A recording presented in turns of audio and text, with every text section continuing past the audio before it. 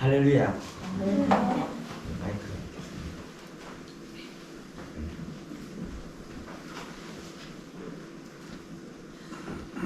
할렐루야. 하나님의 은혜가 여러분께 충만하시기를 바랍니다. 지금 마이크를 아직 참 우리 옆에 있는 분들과 함께 축복하며 인사하겠습니다. 하나님께서 집사님에게 복 주시기를 원합니다. 시작. 하나님께서 집사님에게 복 주시기를 원합니다. 앞뒤 좀 더 시작. 하나님께서 집사님에게 복 주시기를 원합니다. 아멘. 자, 우리는 지난주에 예수님께서 죽으셨다가 다시 사신 그 부활을 기념하는 부활절을 우리가 지났습니다. 예수님께서 우리를 위해서 죽으시고 우리를 위해서 다시 사시고 또 다시 오시겠다고 약속했습니다. 그래서 초대교회 성도들의 하나님 앞에 찬양하는 기도하는 기도의 내용이 뭐냐면 마라나타입니다. 마라나타. 성경 맨 끝에 보면 마라나타 하고 성경이 끝이 납니다. 자, 마라나타는 아람어로 뭐냐면 주여 오시옵소서 그런 뜻입니다. 오늘 마치 그 불렀는데 그 노래는 보니까 하나 더 붙여갖고 주여 어서 오시옵소서. 어서자는 원래 마라나타에 어서자는 없는 것입니다. 그런데 얼마나 주님 오시는 것을 사모하면 앞에다 어서자를 하나 더 붙였겠습니까? 마라나타 주여 오시옵소서. 자, 우리는 부활의 주님 다시 오실 주님을 믿고 그 주님을 기다리는 사람들입니다. 예수님께서 살아나신 것을 목격하고 다시 오시겠다고 약속하신 약속의 말씀을 명령을 받은 초대교회 성도들은 목숨을 바쳐서 복음을 전했고 오늘 그 복음이 오늘 우리까지 왔습니다. 여러분, 이 세상에 희망이 어디 있습니까? 이 세상 그 어디에도 희망이 없습니다. 오직 우리를 위해서 죽으시고 우리를 위해서 다시 사신 주님, 세상 끝날까지 내가 너희와 항상 함께 있으리라고 약속하신 그 주님이 지금 이 시간에 우리를 다스려 주셔야 그곳에 희망이 있다는 사실을 기억할 수 있기를 바랍니다. 자, 우리가 지난주 읽었던 고린도전서 15장 말씀에 예수님은 성경대로 죽으시고 성경대로 다시 사셨다고 하셨습니다. 우연히 태어나서 우연히 우발적으로 십자가에 죽은 것이 아니라 하나님의 철저한 계획과 섭리에 따라서 성경대로, 무슨 성경입니까? 구약 성경 전체 이스라엘 역사 수천 년을 통해서 주님께서 약속하신 대로 주님은 이 땅에 오셨고 이 땅에 사셨고 이 땅에서 죽으셨고 다시 사셨습니다. 자, 오늘 우리가 창세기 11장을 49장을 읽었습니다. 이 창세기 49장은 이스라엘의 조상 야곱의 12아들들이 나옵니다. 자, 하나님께서 야곱을 통해서, 야곱은 예수님이 이 땅에 탄생하기 대략 한 2000년 전쯤에 살았던 이스라엘의 조상입니다. 근데 그 아들 12명이 이스라엘 12지파의 조상이 되었습니다. 자, 하나님께서는 이 야곱을 통해서, 이 야곱의 아들을 통해서 이 땅에 예수님이 이 땅에 오셔서 어떻게 하실 것을 이미 2000년 전에, 예수님 탄생하시 2000년 전에 말씀하셨는데 그 말씀대로 예수님이 이 땅에 오셔서 십자가에 죽으시고 십자가에 다시 사셨다는 것을 우리가 오늘 이 말씀을 통해서 살펴보고자 합니다. 자, 야곱은 4명의 부인에게서 12아들들이 있었습니다. 자, 야곱도 문제가 많은 사람이지만 야곱의 12아들 진짜 문제가 많은 사람입니다. 한 2명 정도, 3명 정도 빼고는, 내가 생각하기에는 2-3명 정도 빼고는 전부 다 굉장히 문제가 많은 사람들입니다. 자, 그렇지만 야곱이 이렇다 저렇다 야곱의 아들들이 이렇다 저렇다 평가하기 전에 야곱과 12아들들은 오늘 하나님을 믿는 사람들이 어떻게 저럴 수가 있느냐 싶지만 이 야곱의 12아들들은 오늘 예수를 믿는 하나님의 자녀로 살아간다고 하는 우리의 대표고 우리를 상징하는 그런 인물들입니다. 그렇기 때문에 참 우리가 이 야곱의 아들들을 살펴보면 바로 우리 모습이 이런 모습이다. 참, 그런 생각이 듭니다. 그렇지만 이렇게 부족한 야곱과 그 아들 12아들들이지만 하나님께서 그들에게 은혜를 베푸셨다는 사실을 기억해야 됩니다. 자, 이사야 43장 1절 말씀에 보면 이런 말씀이 있습니다. 야곱아 너를 창조하신 여호와께서 이제 말씀하시느니라. 이스라엘아 너를 지으신 여호와께서 이제 말씀하시느니라 하고 그 다음 말씀, 자 앞에 현판에 붙어있죠. 우리 같이 한번 읽어보겠습니다. 시작. 내가 너를 구속하였고 내가 너를 칭찬하여 불렀나니 너는 내 것이라. 야곱의 아들들이 엉망진창이지만 내가 너를 창조하였고 내가 너를 지었다. 내가 너를 구속하였고 내가 너를 지명하여 불렀나니 너는 내 것이다. 얼마나 놀라운 말씀입니까? 자, 이제 이 야곱은 그 자기 형을 속이고 아버지한테 사기를 쳤습니다. 사기를 치다가 들통이 나서 형이 이놈 자식 막 하면서 죽이겠다고 막 찾아 나선 것입니다. 그래서 야곱이 황급히 자기 외갓집으로 도망을 갔습니다. 도망을 갔는데 자기 외갓집은 어디에 있느냐 하면, 자 우리가 지금 사도행전 읽으면서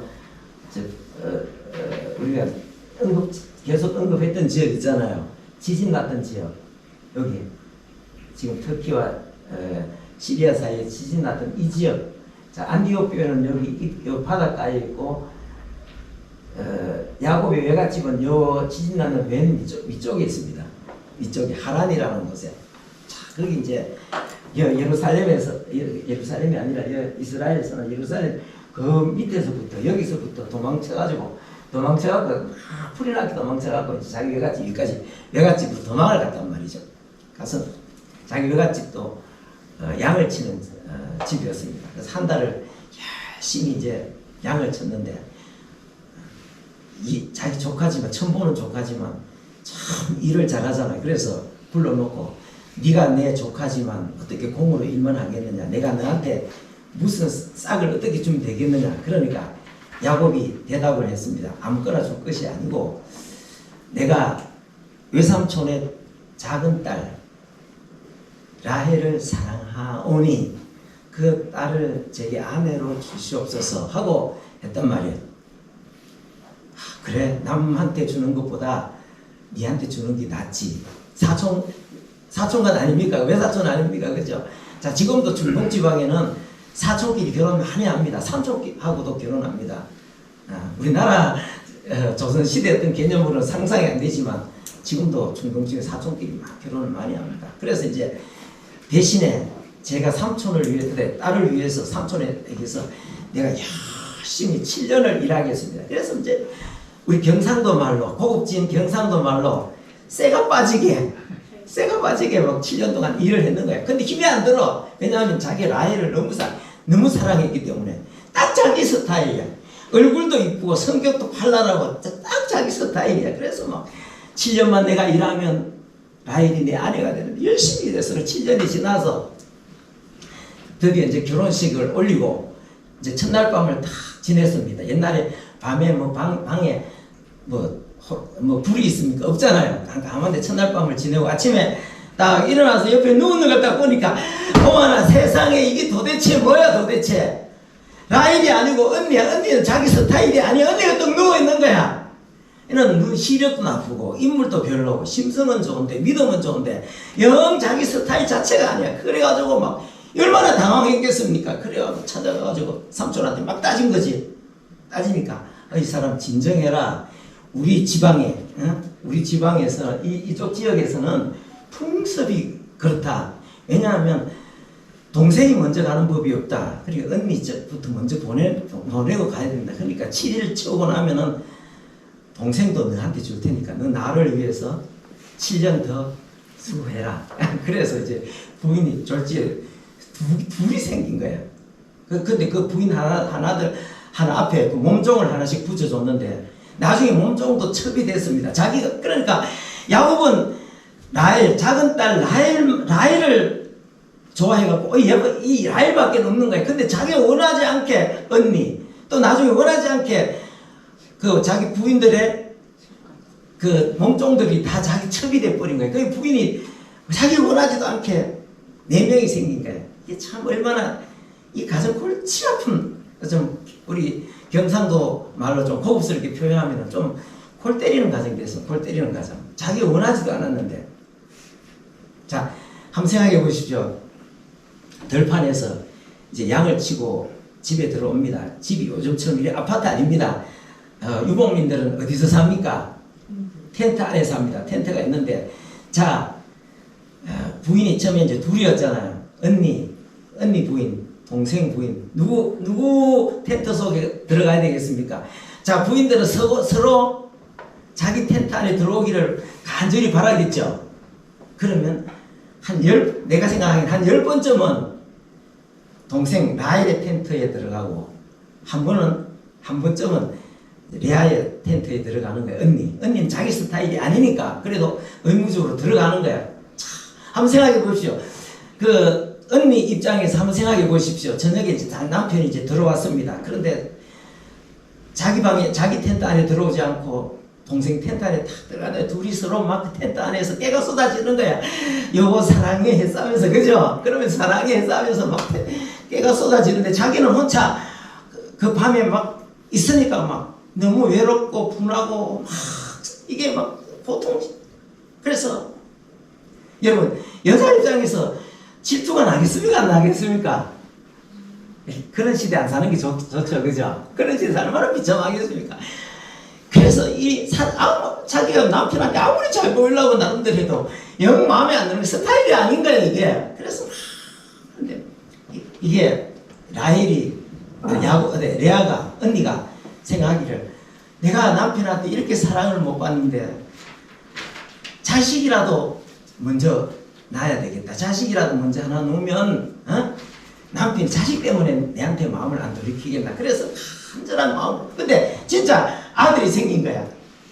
그러니까 이 레아 언니가 이 아들을 딱 낳아서 이름을 뭐라고 지었습니까? 르우벤이라고 지었습니다. 오늘 성경에 나옵니다. 르우벤은 뭐냐면은 뜻이 뭐냐면은 바라 아들이다. 바라 아들이다. 남편한테 보세요, 아들입니다. 당신은 나한테 사랑을 별로 안 주시면 내가 당신의 아들을 낳습니다. 이제 어쩔 겁니까? 나를 사랑해 줘야지. 그리고 동생 보고는 봐라, 너는 남편 사랑받는다 그래도 맏아들 내가 낳았다. 봐라 아들이다. 봐라 아들이다. 봐라 아들이다. 이제 이러는 거야. 얼마나. 자, 그런데 그래도 이 야곱은 영 태도가 바뀌어지지 않는 거야. 그러니까 이 언니는 또 생각하는 거야. 둘째 아들을 놓으면은 남편이 내한테 안 돌아오겠나. 그래서 하나님 앞에 기도했는 거예요. 하나님, 둘째도 또 낳게 해주세요. 막 기도했는데 진짜 둘째 아들 낳았어. 근데 이름이 하나님이 들으셨다 해갖고 이름을 시몬, 이렇게 이름을 지은 거야. 그래도 또 이게 안 들어오는 거야. 여전히 마찬가지인 거야. 그래서 세 번째 아들을 낳았어. 이제 내가 아들 3명이나 낳았는데 남편이 나한테 마음이 하나가 안 되겠나. 아들 3명이나 낳았는데 아직까지 동생은 그렇게 뭐 죽고 못 살아도 애기가 없잖아. 아들 3명이 낳는데 어쩔 건데 이러면서 남편이 이제는 나와 함께 하나가 되리로다 하면서 이름을 뭐라고 지었습니까? 레위라고 지었습니다. 그 다음에 그래도 남편은 꿈쩍도 안 하는 거예요. 그래도 4번째 아들을 낳았습니다. 4번째 아들을 놓고, 아이고, 아들 많이 낳아봐야 남편이 내한테 꿈쩍도 안 하는구나. 아이고, 이러면서, 아이고 모르겠다. 하나님만 믿고 살자. 아들 넷이나 주셨으니 하나님만 믿고 살아야지. 하나님 감사합니다. 하나님 찬양합니다. 하고 이제 그래갖고 이름을 뭐라고 지었어요? 유다라고 지었습니다. 여러분 그 외에 뭐 아들 밑에 가면 줄줄줄이 12명이 있습니다. 12명 다 사연이 있는데 오늘 시간상 유다까지만 한번 살펴보겠습니다. 자, 야곱이 이제 죽을 때가 되었습니다. 그래서 이제 자기 아들들이 앞날에 어떻게 될 것인지를 유언처럼 하나님께서 주신 말씀을 가지고 유언처럼 자식들한테 이렇게 남기는 말씀, 이제 이게 자식들한테 유언을 남겼는데, 자 3절 말씀 읽어보겠습니다.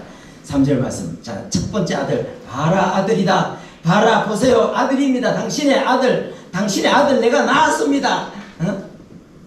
이러면서 막 하던 그 아들. 자 3절 말씀 읽어보겠습니다. 시작. 르우벤아 너는 내 장자요 내 능력이요 내 기력의 시작이라. 위풍이 월등하고 권능이 탁월하더만은 이랬습니다. 자, 이 아들 너는 앞으로 어떻게 될 것이다 하고 잘 자기 장자한테 지금 앞으로 어떻게 될 것이라는 건데, 너는 르우벤아 너는 내 맏아들이다. 르우벤아 바라 아들이다. 야곱도 그렇고 자기 그 부인도 레아도 이 아들에 대한 자부심, 자랑 이런 것들이 대단했던 것 같습니다. 굉장히 큰 기대를 했던 것 같습니다. 그런데 너는 내 장자요 내 능력이요 내 기력의 시작이라. 생기는 위풍이 월등하고 권능이 탁월했다. 위풍이 뭡니까? 옆으로 보기만 해도 사람들을 압도할 수 있는 그런 외모, 풍모를 가지고 태어났다. 나같이 이렇게 초라한 사람들이 봐도 뭐 대수롭게 생각하잖아요. 어떤 사람은 겉에 얼굴 생긴 것만 봐도 저 앞에 가가지고 좀 이렇게 절로 뭔가 이렇게 함부로 못하는 그런 얼굴을 갖고 있는 사람 있잖아요. 그죠? 그런 사람, 얘가 그렇단 말이에요. 뿐만 아니라 능력도 할 수 있는 그런 자질도 아주 굉장히 탁월한데, 그런데 뭐라고 말씀하고 있습니까? 여기 보면, 자, 다시 한번 읽어보겠습니다. 너는 위풍이 월등하고 권능이 탁월하도다마는 4절 시작.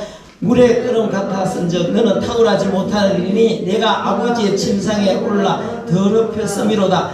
그가 내 침상에 올라섰도다. 이게 무슨 말입니까?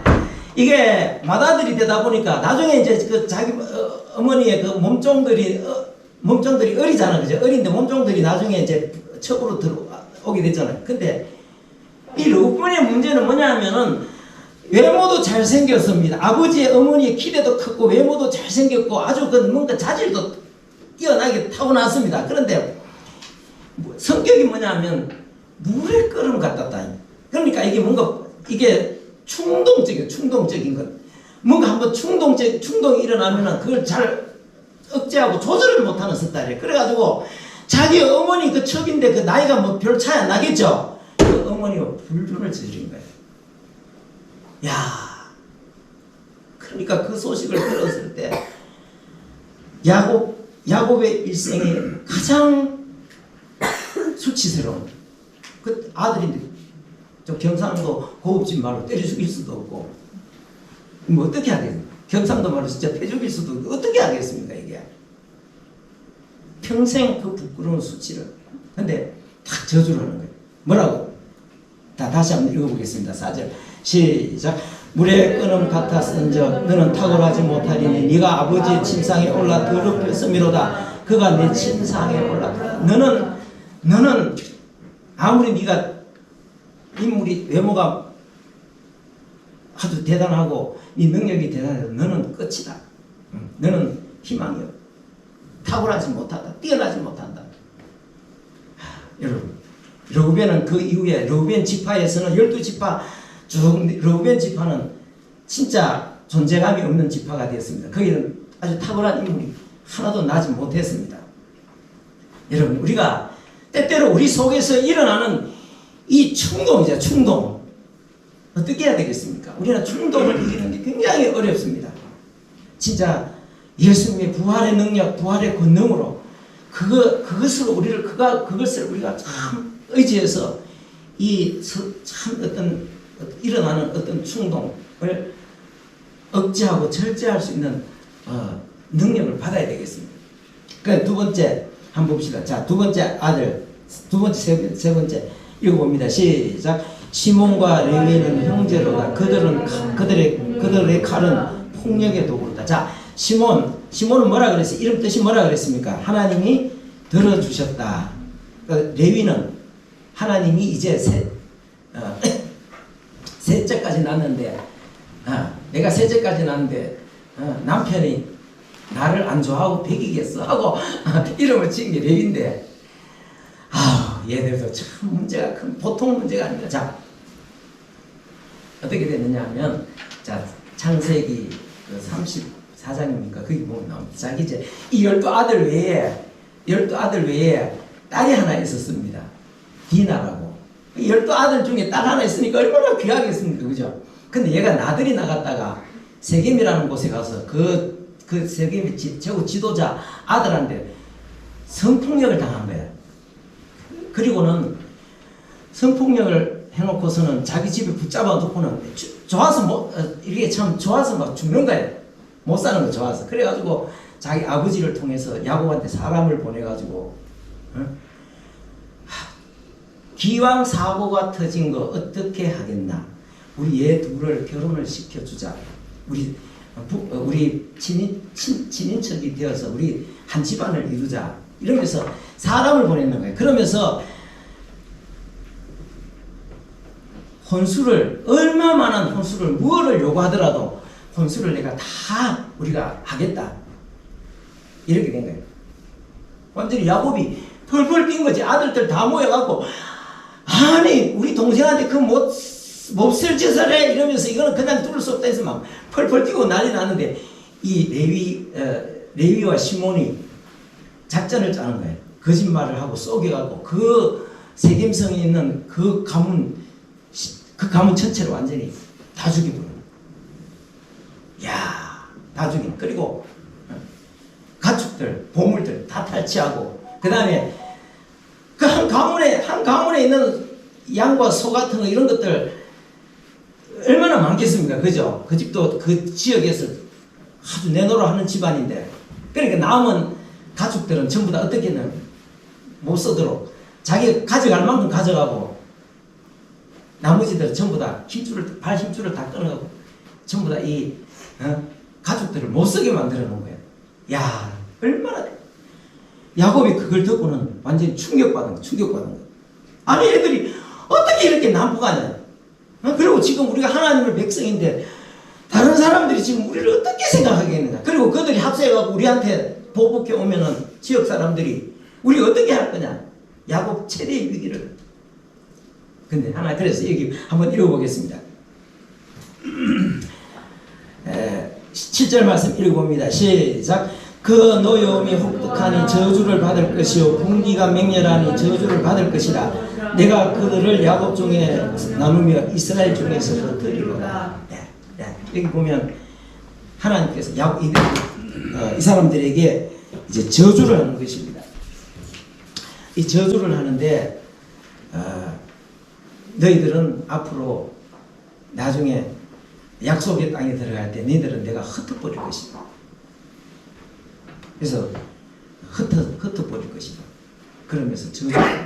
자, 그런데 이 약속의 땅에 들어갔을 때에 시몬 지파가 이쪽 밑에 남서쪽에 이쪽 편에 받았습니다. 그 땅을 분배받았습니다. 땅을 분배받았는데 이 지파는 능력이 없어서 땅을 짓지도 못하고 다른 지파에 흡수돼 버렸습니다. 그냥 흩어져 버렸습니다. 참 희한하죠. 참 하나님께서 이 오래전에 그 약속했던데 약속의 말씀대로, 그 다음에 야곱도 흩어졌습니다. 야곱은 흩어졌는데, 야곱은 그래도 그런 자기 조상에게 그런 저주가 흩어버린다고 했는데, 흩어졌는데 하나님 앞에 참 하나님 앞에 은혜를 입어서 이 사람들은 제사장 지파가 되었습니다. 제사장 지파가 되어서 전국 각지에 흩어져서 뭐 했겠습니까? 하나님의 말씀을 가르치는 서성의 지파가 되었습니다. 그 다음에 재판을 하고 하나님 말씀대로 그 백성들을 이끌어가는 그런 지도자적인 어떤 그런 사람들이 그런 지파가 되었습니다. 여러분, 오늘 우리가 과거에 살아오면서 참 이 시몬 지파, 그 다음에 레위, 그 조상이 저주한 그 저주, 그러나 그리스도 안에서는 그 저주가 하나님 앞에 바로 서면 그 저주가 변하여 복이 되는 역사가 일어난다는 사실을 기억할 수 있기를 바랍니다. 우리가 살아온 지난 날들을 이렇게 쫙 돌아보면 우리가 많은 어떤 자국을 남기고 지금까지 걸어왔습니다. 돌아보면 참 죄악된 것도 많습니다. 진짜 나는 내 자신을 이렇게 돌아볼 때 지우개가 있으면 진짜 좀 내 과거 어떤 것들은 좀 지우고 싶은 것들이 있습니다. 그런데 내가 눈물을 흘린다고 해서 그게 내 과거가 지워지겠습니까? 안 지워지겠습니까? 안 지워집니다. 그러나 여러분 걱정하지 마십시오. 예수 그리스도 안에서는 예수님을 믿는 그 순간부터 과거가 어떠했던지 간에 변하여 새 사람 된다는 사실, 새 사람으로 하나님께서 다시 새롭게 창조해 주신다는 사실을 기억할 수 있기를 바랍니다. 두 지파지만은 한 지파는 진짜 존재가 없어져 버렸습니다. 그런데 레위 지파는 끝까지 하나님 앞에서 저주가 변화해서 복이 된 서성 지파가 된 것이죠. 자, 이제 마지막 진짜 오늘 중요한 건 유다 지파입니다. 자, 유다 지파. 자, 9절 말씀 읽어보겠습니다. 시작. 유다는 사자 새끼로다. 내 아들아 너는 웃긴 것을 찢고 올라갔도다. 그가 엎드리고 웅크림이 수사자 같고 암사자 같으니 누가 그를 범할 수 있으랴. 예, 여기 보면 유다 이름 뜻이 뭐라 그랬죠? 자, 찬송함. 하나님을 찬송하다 할 때 찬송함이라는 뜻이 있습니다. 자, 이 지파가 중요한 것은 뭐냐면 이 지파에서 유명한 그 이스라엘 역사에 가장 유명한 다윗 왕이 출생을 했습니다. 그 다음에 그 후손에서 누가 탄생했습니까? 오늘 우리가 말씀하고자 하는 예수 그리스도가 탄생했다. 사실 유다도 보면 창세기 읽어보면 굉장히 유다도 약점이 많은 사람입니다.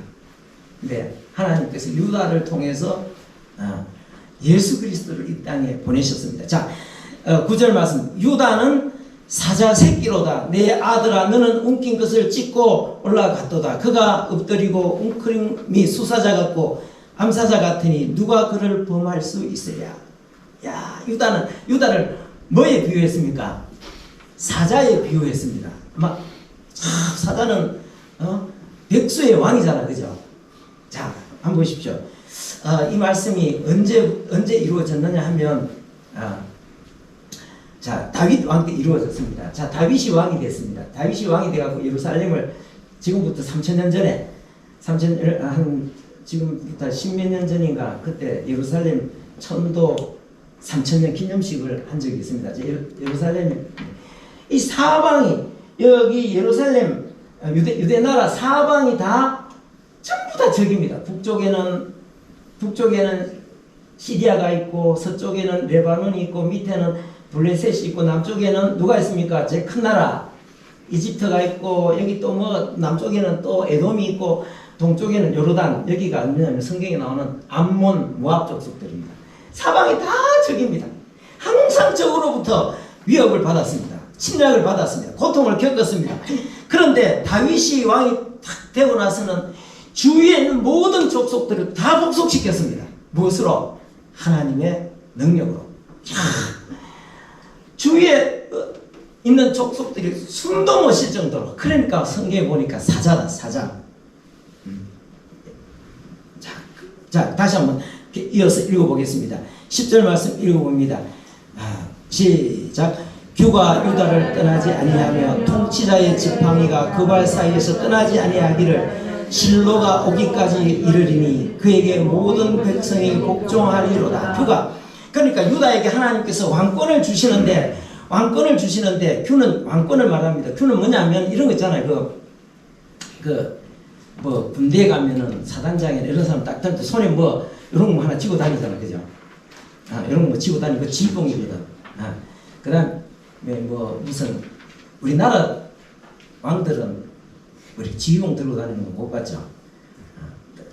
다른 유럽의 왕들은 보면 지팡이처럼 이렇게 생긴 거 딱 들고 다닙니다. 그 지휘봉입니다. 네.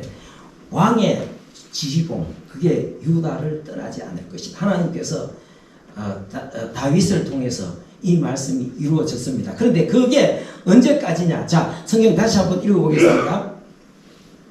자, 성경 다시 한번 읽어보겠습니다. 10절 말씀 시작. 규가 유다를 떠나지 아니하며 통치자의 지팡이가 그 발 사이에서 떠나지 아니하시기를 실로가 오시기까지 이르리니 그에게 모든 백성이 복종하리로다. 자, 왕권을 가지고 유다 족속들이 유다에서 왕이 나서 왕권을 가지고 계속 통치를 하면서 주의를 이렇게 복속시키는데 언제까지 한다 그랬습니까? 실로가 오기까지. 실로가 뭡니까? 실로는 평화를 주시는 분, 안식을 주시는 분이 오실 때까지. 여러분, 진정한 평화, 진정한 평강, 진정한 안식을 주시는 분이 누굽니까? 예수 그리스도가 오실 때까지. 그러니까 유다 지파에서 왕이 탄생해서 그 왕권이 다윗, 솔로몬, 르호보암 이렇게 쫙 이어져 가는데 그 왕권이 언제까지? 예수 그리스도가 오시기까지 이어질 것이라고 말씀했습니다. 그런데 여러분 중요한 것은 뭐냐면 이 다윗에게 주어진, 다윗 왕가에 주어진 이 왕권은, 그래서 다윗이 이렇게 하나님의 능력 받아서 그 주위에 있는 원수들을 다 제압하고 나갔잖아, 그죠? 나갔는데 이거는 뭐냐 하면은 예수 그리스도께서 이 땅에 오셔서 행하실 일, 승리하실 일에 대한 예표입니다. 미리 다윗을 통해서 하나님이 미리 보여주시는 것이다. 사자 새끼로서 내 아들아 너는 움킨 것을 찢고 올라갔도다. 여러분, 예수님께서 이 땅에 오셔서 십자가에 죽으셨습니다. 그러나 13일 만에 부활하심으로 말미암아 사망의 권세를 이기시고 죽음의 권세를 이기시고 사탄의 권세를 이기셨습니다. 저주의 권세를 이기셨습니다. 거기에 대한 예언이단 말이에요. 그 이름이 오늘 여기 창세기 49장에는 그 이름이 뭐로 표현됐습니까? 실로. 평강을 주시는 분, 평강을 주시는 분, 안식을 주시는 분. 여러분, 예수 그리스도께만 진정한 안식이 있고 예수 그리스도께만 진정한 평화가 있습니다. 그분은 우리를 이 땅에서 평강을 주셔서 이 세상을 이기게 하시고 뿐만 아니라 영원한 안식처, 영원한 평강을 누리는 하나님 나라를 주시기 위해서 이 땅에 오셔서 십자가에 죽으시고 또 3일 만에 다시 살아나셨습니다. 우리가 이분을 통해서 진정한 평화를 누릴 수가 있습니다. 지금 지금 세상이 지금 개판으로 지금 세상이 흘러가고 있습니다. 지금 세계가 다 그렇습니다. 지금 세상 우리가 나가서 이 세상에서 증거해야 될, 예수 그리스도를 증거해야 될 이 세상은 진짜 희망이 없습니다. 희망이 있다면 그야말로 예수 그리스도 그분밖에는 없습니다. 지금 우리나라 지난주에 계속 뉴스 중에 하나가 뭐냐면 우리나라에 마약이 엄청난 속도로 지금 퍼져간다는 그런 소식이 계속 뉴스로 계속 나오고 있습니다. 근데 지금 미국은 더합니다. 기독교적인 미국이 지금 개판이 돼가고 있습니다. 자, 소영 한번 보자. 자, 미국의 필라델피아의 어느 한 도시 모습입니다. 뭐 없어. 거기 있는 거, 중국 위에 있는 거. 자, 한번 봅시다. 미국이 지금 어떤 상황에 처해 있는지.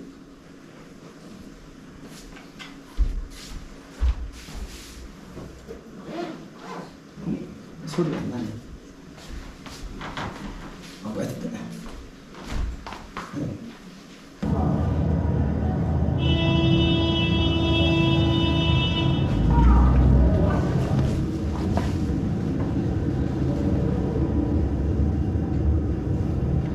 이 전부 다 마약에 취해가지고 길거리에서 지금 마약 먹고 전부 다 좀비들이 돼가지고 물이 전부 다 풀려가지고 엉망진창입니다. 저게 필라델피아만 저런 게 아니라 지금 미국 전역으로 저게 확산되고 있습니다.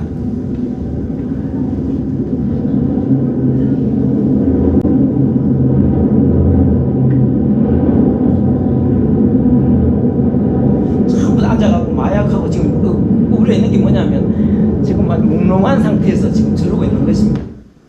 계속 자 허리 구부리고요. 저 쓰레기 뭐 완전히 인생 갈 때까지 간 사람들이 지금 저 앉아 저거 지금 마약에 지금 취해갖고 저러고 있습니다.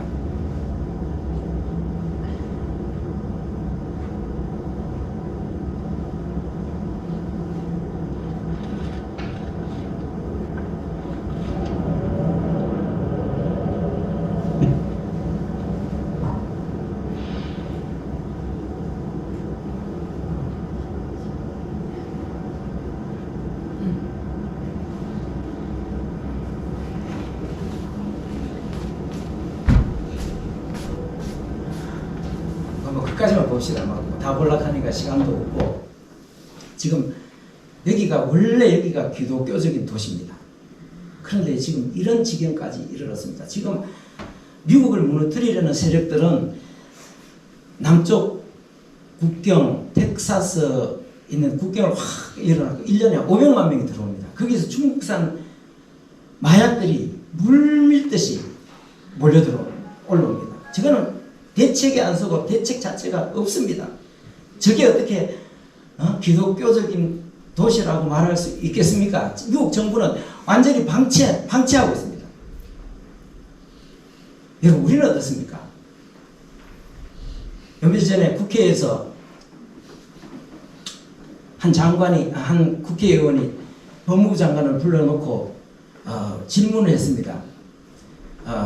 이렇게 질문했습니다. 한동훈 장관, 지난 5년 동안 우리나라 마약 사범이 5배밖에 안 늘었는데 그 5배밖에 안 늘었는데 거기에다가 마약 수사한다고 경찰력을 거기에다가 다 투입하는 바람에 이태원 사고 막지 못한 거 아닙니까? 이래 나온 거야. 무슨 말인지 이해가 됩니까? 기가 막힌 일입니다. 마약 사범이 5배밖에 늘지 않았다. 이게 좀 심각한 문제입니다. 여러분 지난 5년 동안 청와대 비서관 중에서도 마약 하다가 들통나가지고 조용히 사직시키면 안 됩니다. 그런 사람들은 수사해야 됩니다. 그런데 조용히 사직서 내보내고 지금 마약이 사탕이 되어가지고 음료수가 되어서 중학교, 고등학교, 교실까지 지금 파고 들어가고 있습니다. 지금 더 지나면은 막을 수가 없습니다. 이거 지금 이런 상태를 지금 미국 행정력 갖고 막을 수 있겠습니까? 없겠습니까? 곳곳에 거리에서 경찰도 무서워 들어가지도 못하는데. 근데 참 기가 막힌 일입니다. 그래서 저걸 조장하고 있습니다. 미국인 저걸 조장하고 있습니다. 우리나라는 며칠 전에 전 법무부 장관 박범계가 뭐라고 말했는가 하면은 검찰이 마약 수사하거든 내한테 신고해라. 검수완박을 통해서 마약 수사를 못하게 했는데 검찰이 시행령을 바꿔가지고 마약 수사를 해. 그러면 우리한테 신고해라. 이렇게 나온 겁니다. 그러니까 한동훈 장관이 국회에서 이렇게 이야기하잖아. 도대체 깡패들 수사하는 것하고 마약 수사하는 걸 왜 기어코 그렇게 막으려고 하느냐.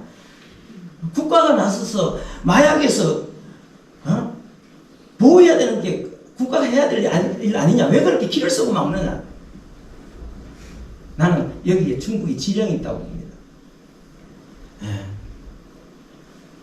중국에는 마약 사용하거나 유통하면 사형입니다. 근데 거기서 만들어진 것들이 또 북한에서 만들어진 것들이 수도 없이 들어옵니다. 수도 없이 들어와가지고 미국으로도 들어가고 우리나라도 수없이 퍼지고 있습니다. 그런데 지난 5년 동안 손 놓고 지났어요. 그런데 지금 수사하려고 하니까 검수완박을 통해서 수사를 못하도록만 우리가 처해 있는 상황은 이게 앞으로 이게 뭐냐면 이런 식으로 나가면 어떻게 되겠습니까? 상황이. 자, 그럼 그 마약을 사용하는 게 왜 사용을 하겠습니까? 오늘 우리 마약 사가지고 한번 집단적으로 왜 사람들이 저렇게 마약에 빠지는지 오늘 한번 해볼까요? 우리는 쳐다봐서도 안 됩니다. 쳐다봐서 한번 시작하면 못 끊습니다.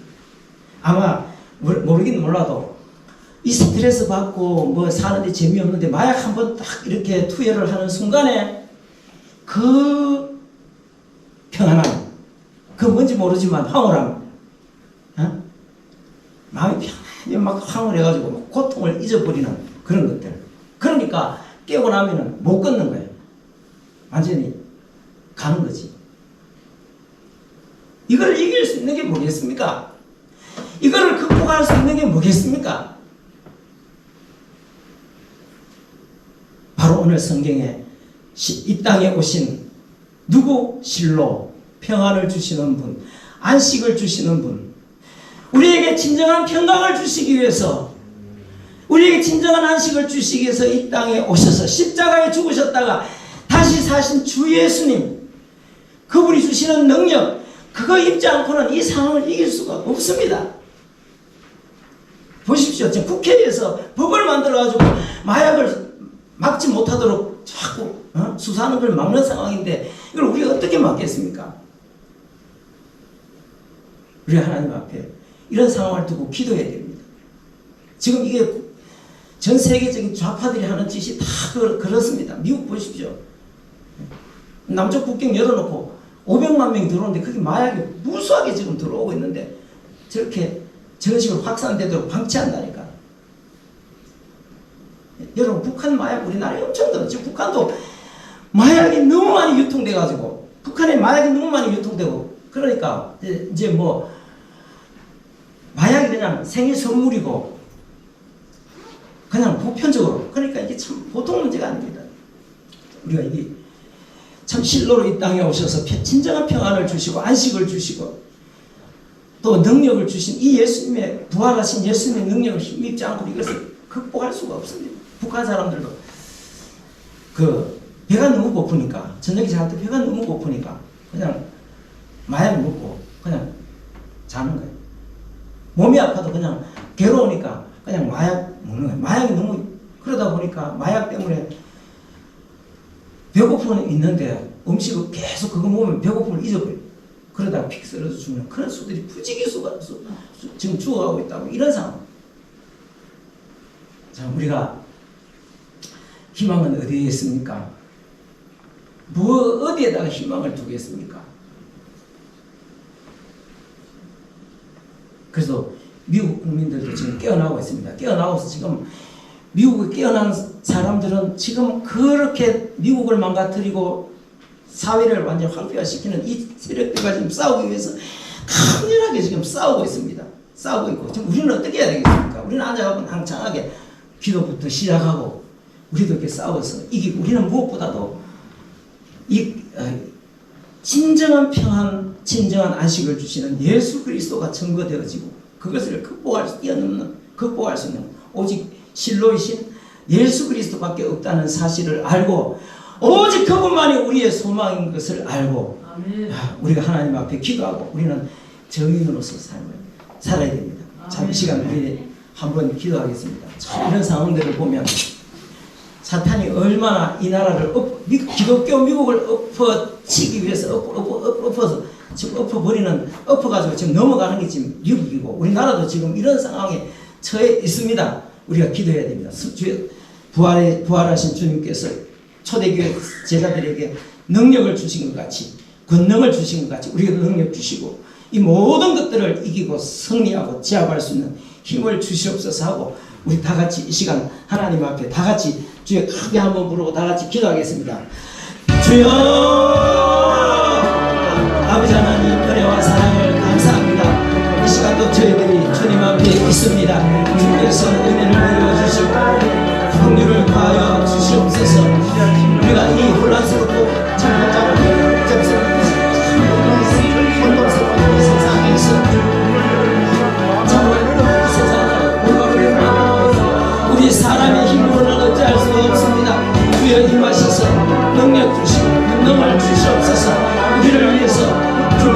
우리를 위해서 다시 사시고 우리를 위해서 다시 오신다고 약속하셨고 세상 끝날까지 내가 너희와 항상 함께 있으리라고 약속해 주셨던 그 주님이 함께해 주심으로 말미암아 이 사회를 참으로 살리고 이 사회를 구하는데 우리가 하나님 앞에 쓰임받을 수 있도록 주께서 도와주옵소서. 지금의 이 상황을 참 사람의 힘으로는 극복할 수 없습니다. 주께서 은혜를 내려 주시옵소서. 주님께서 긍휼히 여겨 주시옵소서. 주님 붙들어 주시고 주님이 잡아 주시옵소서.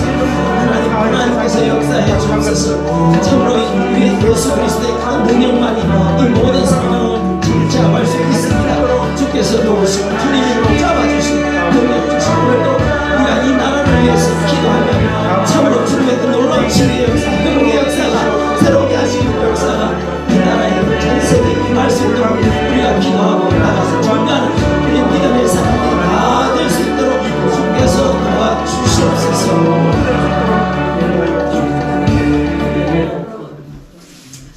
아버지 하나님 감사합니다. 오늘 또 저희들이 하나님 앞에 나와서 말씀을 읽고 또 이 말씀을 통해서 또 참 이 세상을 이 말씀에 비추어 보았습니다.